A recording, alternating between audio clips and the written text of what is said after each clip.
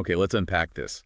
Imagine a retail giant, a place lots of us know, maybe even call Tarze, for that mix of style and affordability. Right. And suddenly, they announce a huge leadership change right in the middle of, well, slumping sales and some pretty serious public backlash. Yeah, that's exactly what's happening at Target right now.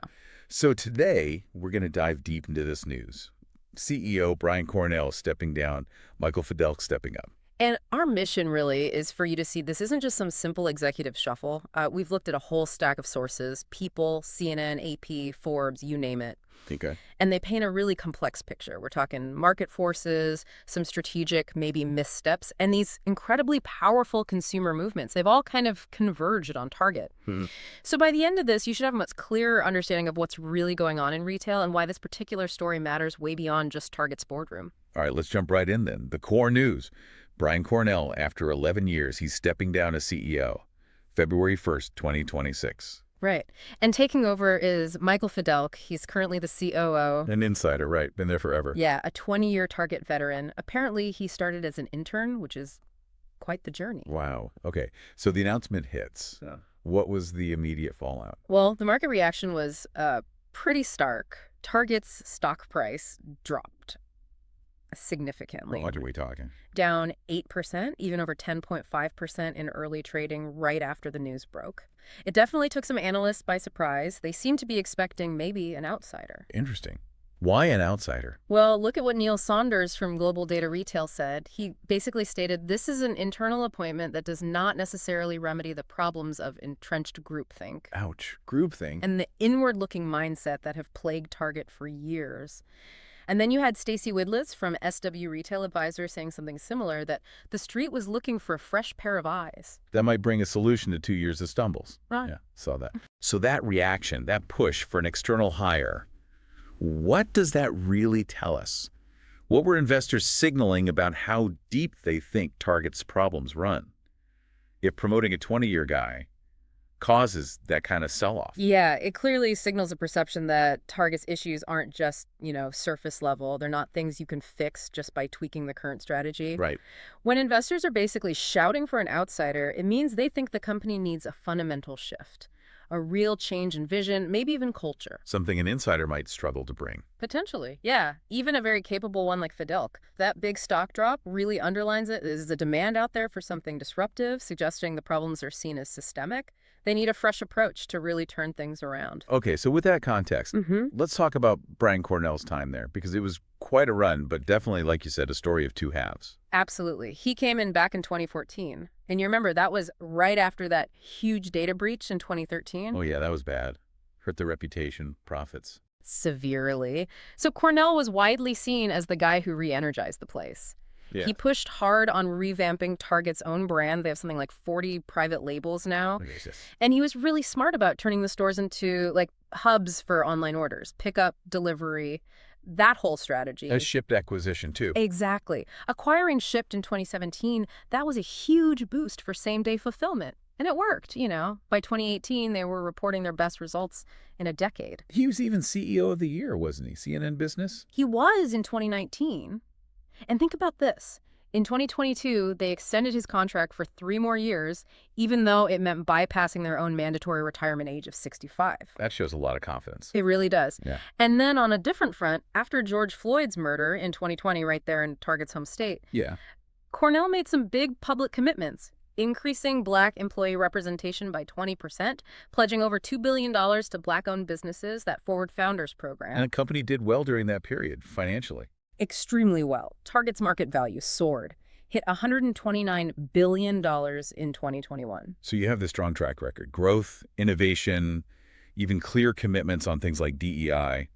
How does a leader like that end up here, at the center of these new struggles, leading to him stepping down? What fundamentally changed? That's a key question, isn't it? It feels like his early successes were about fixing specific problems, the data breach aftermath, adapting to e-commerce. He carved out that Tartea niche really well. Right, affordable style. Exactly. But then the post-pandemic world hit. different dynamics, inflation, huge shifts in what people were spending money on. Discretionary spending dried up a bit. A lot. And then, crucially, these new social controversies flared up. It seems like the challenges shifted from purely business metrics to something more complex, involving economic pressures and social values. It became a different kind of storm. Which brings us to this funk, as the sources call it, that Target's been in lately. What exactly happened? You said it was multifaceted. Definitely not just one thing. If you look at the numbers, Target reported flat or even declining comparable sales for, 8 or 9 of the last 10 or 11 quarters? It's been rough. Wow. The latest quarter ending August 2nd, comp sales down 1.9%, net income dropped 21%. Overall sales dipped almost 1% to $25.2 billion. And that's tied to shoppers changing habits. Huge part of it, yeah. People stopped buying as much home goods, clothes, the fun stuff after the pandemic boom. Then inflation hits, and shoppers get pinched. They focus on necessities. And Target sells a lot of non-necessities. More than half their merchandise is discretionary. So when people pull back on that kind of spending, Target feels it more than, say, a grocery-focused store. And what about competition? That must have played a role. Oh, big time. They really struggle to keep up with Walmart, Amazon, Costco, even the off-price guys like TJ Maxx. Interesting dynamics there too, right? With who's shopping where. Yeah, this was fascinating. Walmart actually gained market share among richer households, those earning over $100,000. All Target. Target's growth was more among lower-income shoppers, which suggests they were losing some of that aspirational, wealthier customer base. So maybe losing that Tarzi magic. That's exactly what analysts were saying. Lost its merchandising authority. Maybe too much focus on, like, basic home stuff during the pandemic, not enough trendy, stylish items. Fidelk himself admitted they only gained or held market share in 14 out of 35 merchandise categories. And people notice in the stores too. Yeah, customer complaints about messy stores, uninspired inventory, understocked shelves. You started hearing that more. Plus, the tariff issues. Right. Target expects profit pressure from tariff uncertainty. They import about half their stuff, which is double Walmart's rate. So tariffs hit them harder. They said price increases would be a last resort. Okay. That is a lot of pressure points. So the big question then is, how much of this slump is just the tough economy hitting everyone, and how much is, well, Target's own choices maybe weakening their unique appeal? It's definitely both. But you can't ignore the internal part. Sure, inflation and spending shifts hurt everyone. But Target's specific mix of goods, their import reliance that made them more vulnerable. But then you hear analysts talk about losing merchandising authority. You hear customers complain about the store experience that points inward. With strategic decisions. Arguably, yeah. Like, maybe focusing too much on basics did dilute that unique, stylish, but affordable identity. So it seems internal choices definitely amplified the impact of the external headwinds. Okay, but then came another major factor. Our sources really hammer this point. This deeply divisive controversy around Target's shift on DEI, diversity, equity, and inclusion. That added a whole new dimension. A critical dimension. And what's striking is just how fast and intensely this blew up and the backlash it created. So what exactly happened? They rolled back DEI initiatives. In early 2025, they scaled them back, ended some specific 3-year goals, wrapped up their REACHy initiatives that stood for racial equity, action, and change, and they stopped participating in a key LGBTQ plus corporate equality survey. Why? What prompted that? It followed a wave of conservative criticism, particularly backlash over their 2024 Pride merchandise collection. There was a lot of misrepresentation on social media, claims it was aimed at kids. Oh, okay. But this retreat, as one source put it, it backfired spectacularly. It didn't just appease critics, it triggered massive boycotts. From who? From groups who felt betrayed by the rollback. Reverend Jamal H. Bryant started a 40-day Target fast during Lent, got over 200,000 people involved. LatinoFreeze.com popped up with a similar message. And these boycotts actually hurt Target's bottom line. It wasn't just noise. Oh, it was measurable. Reverend Bryant called the protests a Herculean part of Cornell's downfall. Look at the numbers during that period. Stock price tanked from $145 down to $93. Wow, that's huge. A reported $12 billion loss in market value. Cornell's own salary got cut 42%. Foot traffic dropped nearly 7% year over year in the first weeks of the boycott. And Target themselves actually acknowledged the boycotts were hurting sales. So they didn't do it? Explicitly. And the feeling wasn't just financial, it was betrayal. Ann and Lucy Dayton, daughters of a Target co-founder, called the company's actions a betrayal. Strong word. Very. Civil rights attorney Nakima Levy-Armstrong said Target took its most loyal customers for granted by choosing profits over people. Reverend Al Sharpton issued a warning to corporations about changing their stance on fairness based on politics. And legal trouble, too. Yep, a class action lawsuit from a police pension fund claiming Target misled investors about the risks of reversing its DEI strategy. And Doug Melville at Forbes argued pretty persuasively that those DEI initiatives had actually been good for business back in 2020-21. Right. And ditching them eroded brand trust way faster than any potential short-term gains could make up for. This really drives home the power of consumers today. So what's the big takeaway here? Just how linked are things like corporate strategy, brand identity, and social values now?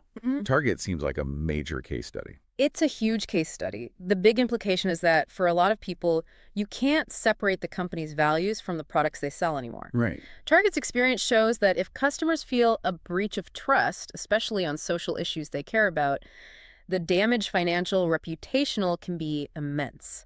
Much bigger, maybe, than whatever they hope to gain by changing policy. So a brand's identity is tied up in its perceived social stance. Intrinsically. Navigating that requires more than just spreadsheets and market analysis. It's about really understanding the values of your customers. Okay, so bearing all that in mind, let's look forward. Michael Fidelk, the insider, takes the reins. What are his plans? And can he, as an insider, really bring that fresh perspective analysts wanted, especially with these deep divisions from the DEI rollback still lingering? Well, Fidelk certainly knows Target inside out. 20 years there, CFO, COO. He's overseen supply chain changes, digital growth, cost cutting. He even led this enterprise acceleration office to speed up decisions. Okay, he knows the mechanics. Definitely. And he stated an urgent commitment to drive growth. He laid out 3 main priorities. Which are? 1, reclaim that merchandising authority, get that style reputation back, inject some swagger into marketing. There's this Fun 101 initiative focused on trends in electronics and home. Okay, get the cool back. Basically. Right. 2, improve the shopping experience, clean stores, stock shelves, the basics, but executed well. Makes sense. And 3, invest in technology across stores and the supply network. So solid business priorities. But what about those analyst concerns, the groupthink worry? And maybe more importantly, how does he tackle the social issues, that feeling of betrayal? Yeah, those concerns haven't gone away. Neil Saunders repeated his point about an internal hire maybe not fixing entrenched problems. And you have leaders from the Black community like Reverend Brian and Julani Hussein from Sierra, Minnesota, saying, look, clean stores are nice, but that's not the main issue for us. What are they asking for? They want to know if Target will recommit to equity. They're calling for concrete actions, honor that $2 million pledge to George Floyd's family, invest $250 million in Black-owned banks, build real partnerships with HBCUs. So tangible proof of commitment. Exactly. Their message is clear. For a big chunk of Target's customer base, fixing the trust issue isn't just about selling better stuff. It's about showing a genuine, renewed commitment to the values Target seemed to walk back from. That's the tightrope Fidelk has to walk. What's really fascinating when you step back is how this whole Target situation shows that retail success today, it's not just about price. It's not just about product. It's more complicated. It's this really complex dance between being economically tough, being agile against competitors, and having this connection, this resonance with your customers' values. The market, the consumers, they've spoken pretty loudly here. And in Target's case, it really shows that perceived corporate values can hit the bottom line just as hard, maybe harder, than traditional business stuff like sales figures or supply chain efficiency. It really raises a huge question, doesn't it? In this world we're in now, so polarized, everything amplified online, how do companies walk that line between making money and what the public expects or demands of them? Yeah. What lesson do you take away from this Target deep dive about just how much power consumers really have now in shaping corporations? And what could this mean for other brands trying to figure out how to balance profits and perception?